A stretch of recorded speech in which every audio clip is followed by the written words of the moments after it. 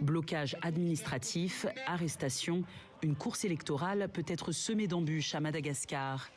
Rina Rangiamassinur en a fait les frais. Arrêté durant la dernière campagne présidentielle, ce candidat aux législatives, issu du principal parti d'opposition, a eu cette fois des difficultés à boucler son dossier de candidature. Et il n'est pas le seul.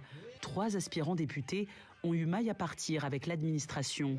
Une 4e candidate a été emprisonnée quelques jours avant d'être finalement libérée. Rina Rangiamassinur dénonce une volonté de faire barrage aux opposants. J'ai été arrêté 2 fois par l'État parce que je me suis exprimé. J'ai dénoncé ce qui n'est pas en règle. Si on me demande s'il existe un système de censure à Madagascar, il y en a plein. Autre obstacle, la caution pour se présenter est passée de 10 à 20 millions d'ariars, soit 4 200 €, une somme inaccessible pour la majorité des Malgaches. Notamment cette caution exorbitante. Ce n'est pas tout le monde qui a les moyens de payer cette caution. Et la plupart des candidats sont des entrepreneurs. C'est une stratégie afin d'empêcher les autres de se mobiliser ou de se présenter.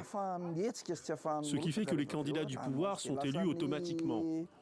Le pouvoir qui existe à Madagascar est une autorité qui met tout en place afin qu'une seule couleur domine.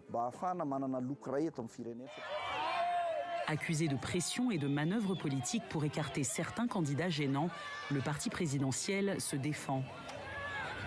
Peut-être que la course aux élections était bradée, il était accessible à n'importe qui. Quand on a mis la barre assez haute pour la caution, nous avons pu constater qu'on a des vrais candidats sérieux. On nous reproche souvent d'être les candidats de l'État. L'État n'a jamais de candidat de quoi que ce soit.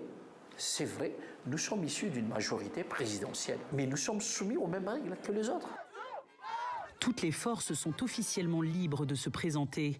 Mais dans la capitale, on assiste depuis le début de la campagne à un raz-de-marée orange, la couleur du parti présidentiel.